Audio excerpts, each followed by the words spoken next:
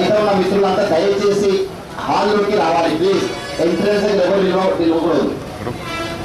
Narrow parochial political purposes.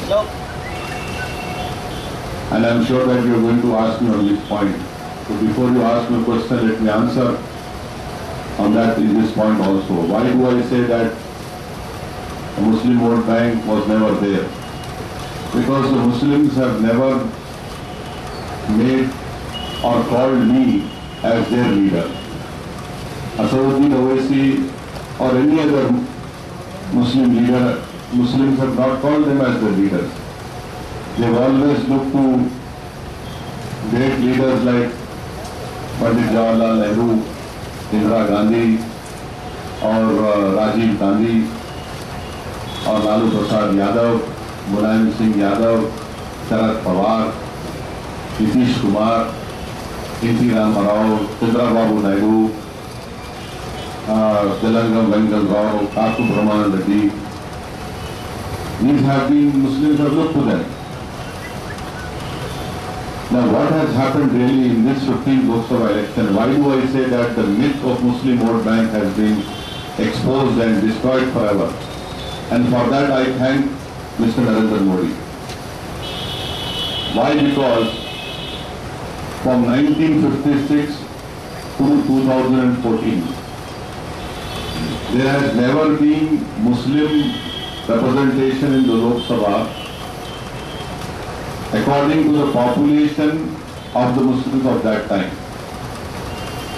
The only time wherein the Muslim representation was good was in 1980 when you had 8% of Muslim MPs in the Lok Sabha.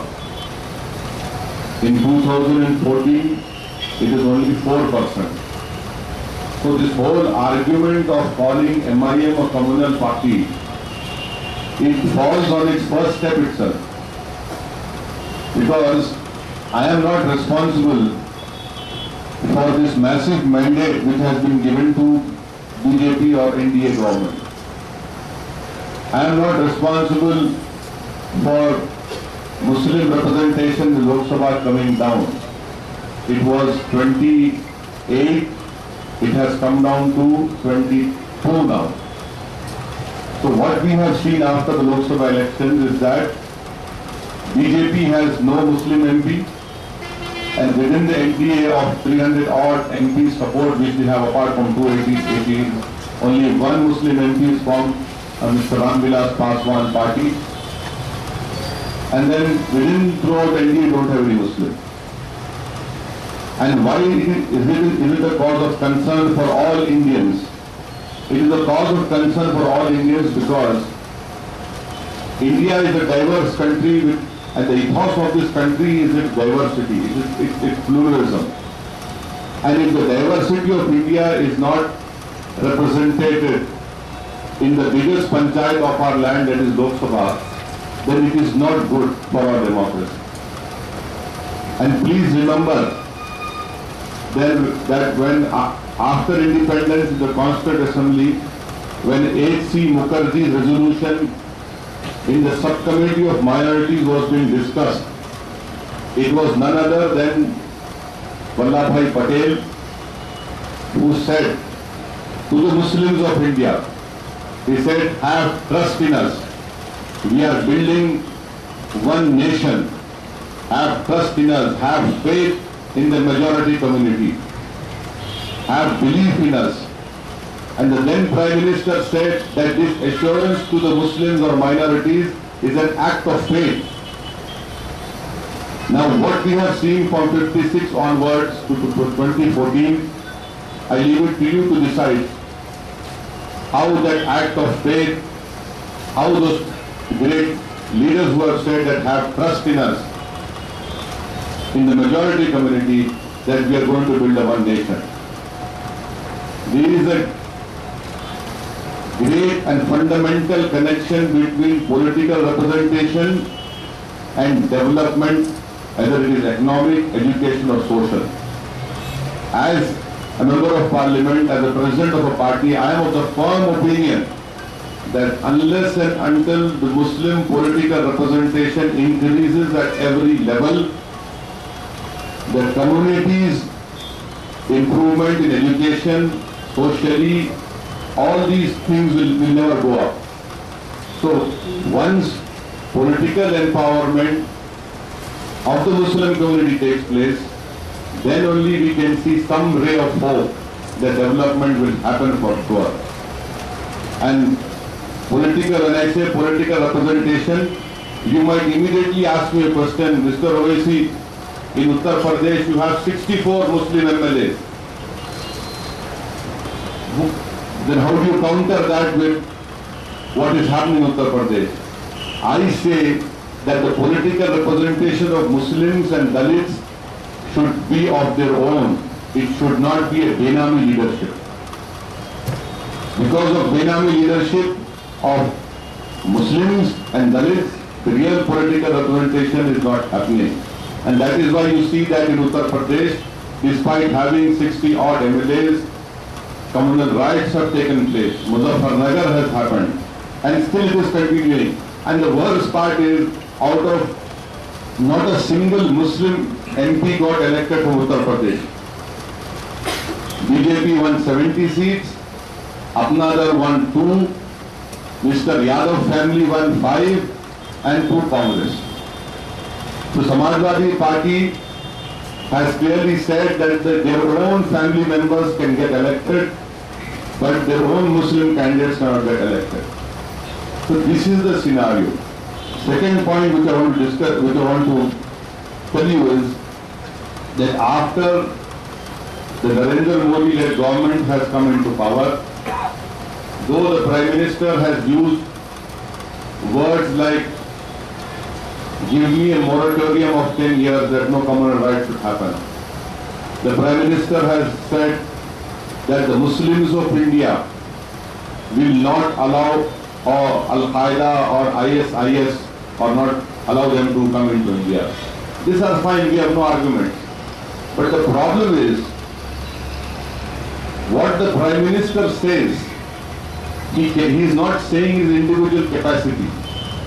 He is also a member of his political party. And his political party works, if not under him, it is controlled by him. Why is it that in Uttar Pradesh and other parts of India, this so-called love jihad was created? Not a single incident of love jihad. I mean, it was used to polarize the society. And then you had his own MP saying that the madrasas of India are factories of terrorism. The Prime Minister, he stands up on the ramparts of Red Fort and says this. And then he says that Muslims will never ensure Al-Qaeda or ISIS will have nothing to do. It is fine. But there has been these statements are being made at one side and the other side, his own party people are saying this. The third point is the appointments which are being made by this government. It is the prerogative of this government to appoint anyone. I have no, we have no say in it. I cannot say make me the chairman of Prasar Bharati. But the chairman of Prasar Bharati, Mr. Surya Prakash, his articles in Pioneer newspaper, the whole world has seen. Mr. Surya Prakash's opinion on minorities. Mr. Surya Prakash has written an article also in Pioneer, throw away Sattar Committee. And why do I say that Prasar Bharati is what? The charter of Prasar Bharati, let me read it to you. The charter of Prasar Bharati is to uphold the unity and integrity of the country and the values enshrined in the Constitution. This is there on Prasar Bharati website. This is not my hate speech. Second is to promote national integration. Third, to safeguard citizens' rights to be informed on all matters of public interest by presenting a fair and balanced flow of information.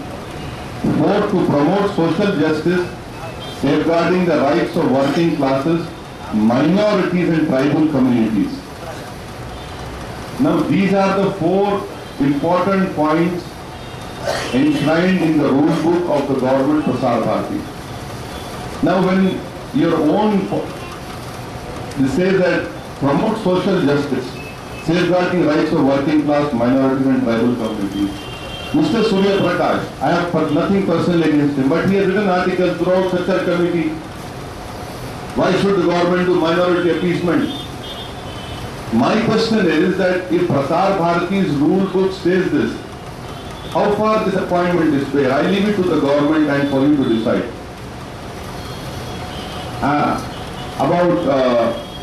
Another point which I want to bring to notice is, after recent Maharashtra election victory, I am surprised that, from the journalist community, great journalists like Barkha Dutt from NDTV and Mr. Pawan Khera who is very close to then Delhi Chief Minister, and various other newspaper eminent journalists have written articles. That is their freedom of expression. I have nothing against them, but I have to reply back. This is my freedom of expression also.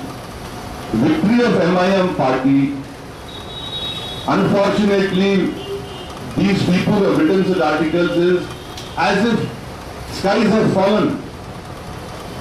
I am standing here and saying I believe in the Constitution. I want to find answers of my problems, of my questions from the Constitution. And I am saying that Constitution gives me the right to ask those questions. Now when I have this firm faith and belief in the Indian Constitution, and the political party which has been working for last 55 years, has been participating in all the elections, you have all the right to disagree with my politics. But you have no right whatsoever to call me as anti-national. You have no right whatsoever to use your pen and to create some sort of a fear psychosis. If I would have stand up and said, no, I don't believe in these elections, that is the time you say this man is anti-national. But when I am saying no, I will participate in all the elections, I will fight these elections because as an Indian, I am entitled to it. That is a right which is given to every Indian citizen. And if I am standing here as a member of parliament and speaking to you, it is a constitutional right which is given to me. So this sort of boogie that this will happen, that will happen, I totally do not believe with their respective views. With all the respect I have for them, these are wrong assertions, wrong assumptions. You are stretching things too far. Maybe this might make you popular with the Sangh Parivar, but I am sure every right-thinking Indian would never believe it with what is being written. And we have gone to Maharashtra by putting a definite program.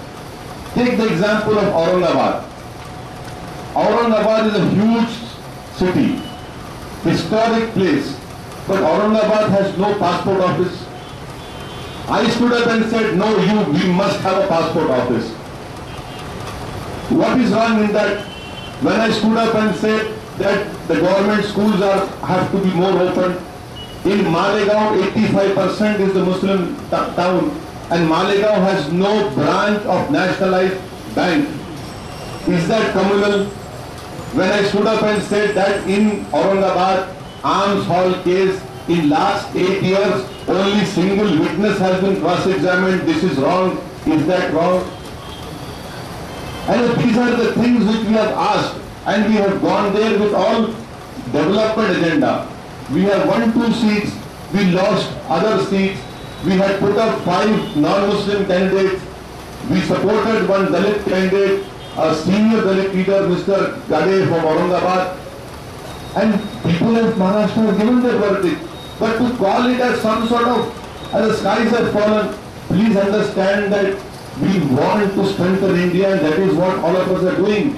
And I will not at the drop of the hat keep on saying, no, I am a nationalist, I am an Indian. Why is it that such a question is always asked to me? Wherever I go, my journalists come to say, you have won Maharashtra. I said, what is this a cause of concern to you? No, but we have won. Baba, we have won. People have voted for us. Indian citizens have voted for us. Because the Congress and NCP did not do anything. In fact, they had in Maharashtra, there are many Muslims who have been unnecessarily put in prisons, especially Muslim youth. The development agenda Congress NCP had forgotten. And we were working hard from last 3 years. We have been working hard in Maharashtra and Karnataka. And be rest assured that inshallah those results will be replicated in Uttar Pradesh, in Karnataka, in West Bengal. We want to go and work over there.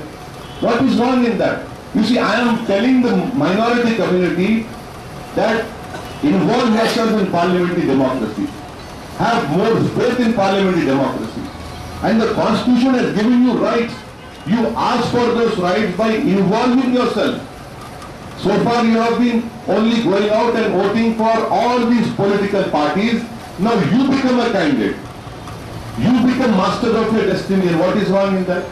So these are the initial things that I wanted to discuss with you.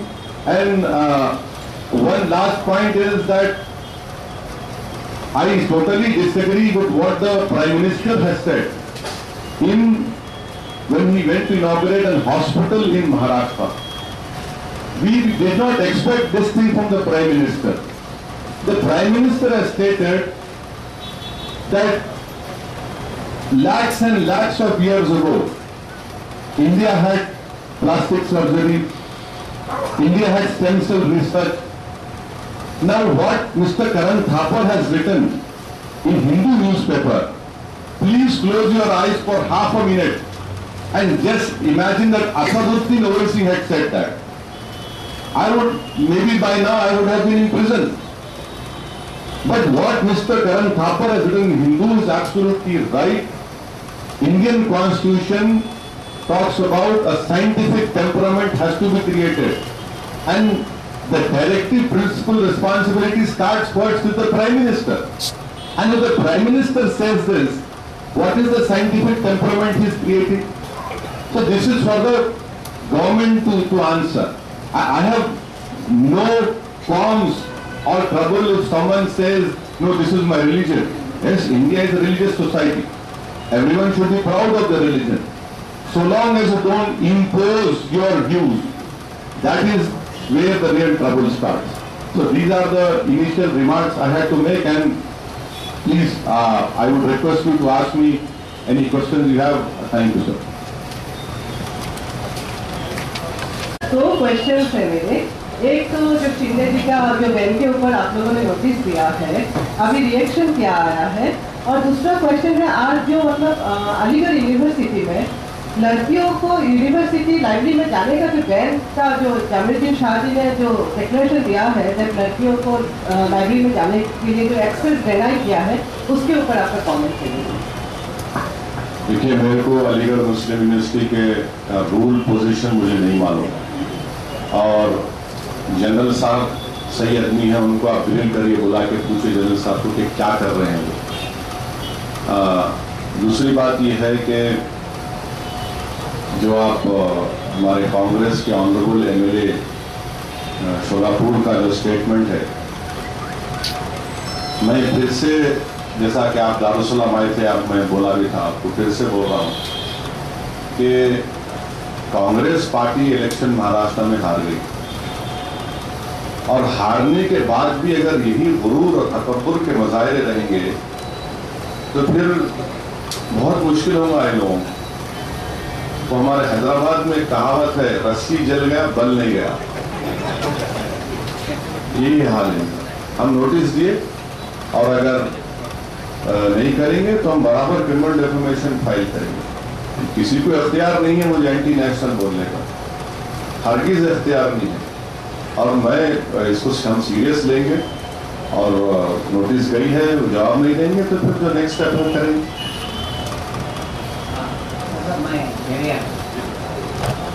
मेरा सवाल ये है कि आपकी party अभी,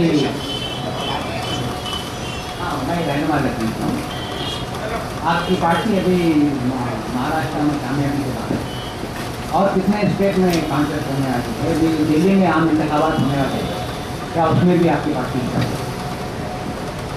दिल्ली और झारखंड के बारे में शेरिया साहब फैसला नहीं करे। हमारा जो तंजीमी काम जो चल रहा है पिछले कई सालों से उत्तर प्रदेश में, और कर्नाटका में, और इंशाल्लाह हम बंगाल में भी उसका आगाज़ कर रहे हैं कि इन 2 रियासतों का जो अभी हवाला किया इसके बारे में फैसला करना है। సార్ నేను అబ్దుల్ ఖాదర్ పయామీడియా రిపోర్టర్ సార్ నా క్వశ్చన్ ఏంటంటే రానున్న ఎన్నికలలో మీరు ఏ పార్టీకి ఉంటారు సార్ ఏ పార్టీతో ఉంటారు జిహెచ్ఎంసీ ఎన్నికలలో మీరు ఏ పార్టీలో ఉంటారు టీడీపీ టీఆర్ఎస్ కాంగ్రెస్తో ఉంటారు अभी बहुत जल्दी है,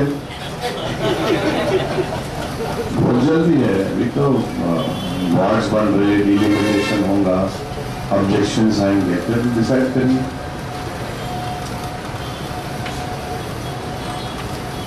कि वो रकम के ताल्लुक से आपने कांग्रेस हुकूमत में नुमाइंदगी की थी, अब बीजेपी हुकूमत है। और मैं ये बोल दिया ना, मैं तो पहले ही मेरी, अगर आप पार्लियामेंट की बजट स्पीच को देखेंगे उसमें मैं दोबारा इस बात को दोहराया हूँ कि आज सब्सिडी बर्खास्त कर दीजिए। आज सब्सिडी की जरूरत नहीं है हमारे को क्या चीज़ की जरूरत है? हमारे बच्चों को पढ़ाना, हमारे मुस्लिम बच्चियों को तालीम याफ्ता बनाने का है। वो रकम आप मुस्लिम बच्चियों के स्कॉलरशिप में इजाफा कर दीजिए, वो हमारे लिए बहुत अच्छा होगा, तालीम के लिए बहुत फायदेमंद होगा। आज सब्सिडी आप निकाल भी देंगे तो हिंदुस्तान से मुसलमान जाएंगे हज करने, और हज जो जिसको करना है इन एतबार से उन लोगों के लिए वाजिब है जिनके पास दौलत है और सेहतमंद है, तो जाएंगे, इसकी जरूरत नहीं है हमारे को। So, Imran times non news channel से सर, सामना में आज आर्टिकल आया है मिस्टर उद्धव ठाकरे का, वो कह रहे हैं कि असदुद्दीन ओवैसी मुस्लिम माइंड्स को पॉइजन कर रहे हैं, और सीएम फडणवीस से कहा है कि इस पार्टी को बैन किया जाए, और वो कह रहे हैं कि वो पहले उद्धव ठाकरे किसका माइंड पॉइजन कर रहे वो देख लेना। दोनों फडणवीस को जीत लो, मुझे उनका बाद में मेरी बात करो। पहले उनकी प्राइम मिनिस्टर से नहीं बन रही, उनकी फडणवीस से नहीं बन रही। अब ये बोले चले जा रहे कि पॉइजन कर रहे, क्या पॉइजन कर रहे भाई? देखिए, पूरे महाराष्ट्र के इलेक्शन में मैं शोलापुर को गया, परभनी गया, ठाणे और 2-3 मुकामात पे जाके इनका 149 की सीआरपी नोटिस दिए। इलेक्शन कमीशन मेरे पूरे स्पीचेस को रिकॉर्ड करे। आप लोग अभी हमारे पीछे पड़े हुए थे, नहीं आपसे बड़ा लेकिन अब बोलते होंगे कुछ नहीं, कुछ बोल ही नहीं। अगर बोले तो दिखा दो, आप है ही नहीं कोई, क्या पॉइजन करे? उद्धव ठाकरे साहब भूल गए क्या श्री कृष्णा का कमीशन की रिपोर्ट को? उद्धव ठाकरे साहब भूल गए कि कौन उनकी पार्टी से बोलते थे कि मुसलमान लड्डे हैं, और ये बोलना कि उर्दू जबान मुसलमानों की है और हरी टोपी देंगे। अरे भाई, उर्दू जबान हिंदुस्तान की आजादी में बहुत बड़ा अदा किया। इनकलाब जिंदाबाद का नारा यही जबान का दिया हुआ था, और उर्दू के बड़े बड़े उर्दूदान मुसलमान से ज्यादा हिंदू भाई थे हमारे। तो ये इनका तरीका है। अरे भाई, आप नाच ना जाने तो आंगन टेढ़ा। आप पहले अपना झगड़ा तय कर लो बीजेपी से, आप पहले जा रहे अंदर नहीं जा रहे वो तय कर लो। 2 दिन, 1 दिन, 4 दिन वो कर लो, हमारे पीछे बिल्कुल आ गया। हम महाराष्ट्र में गए, महाराष्ट्र की आवाम ने हमारे को रिजेक्ट भी किया, कबूल भी किया, वोट भी डाले। ये डेमोक्रेटिक प्रोसेस है, और इस तरह से लिखने से कुछ फर्क नहीं पड़ने वाला है। हम अपना काम करते रहेंगे। हम यही चाहेंगे कि महाराष्ट्र में हमें कंस्ट्रक्टिव अपोजिशन का रोल अदा करेंगे। हम हमारे सवालों का आंसर पूछेंगे गवर्नमेंट से, और सबसे पहली जिम्मेदारी महाराष्ट्र में चीफ मिनिस्टर की है कि वो इंश्योर करें कि कहीं पर भी महाराष्ट्र में एक भी कम्युनल इंसिडेंट और राइट नहीं होना, पीस होना महाराष्ट्र में। महाराष्ट्र को डेवलप करना हम भी चाहेंगे, महाराष्ट्र डेवलप हो। हिंदुस्तान का 2nd बिगेस्ट स्टेट है, हमारा फाइनेंशियल कैपिटल है मुंबई, और ये प्रॉस्परस रहना हम तमाम इंडियंस की जिम्मेदारी है, और हम इसके लिए पूरी कोशिश करेंगे और काम करेंगे।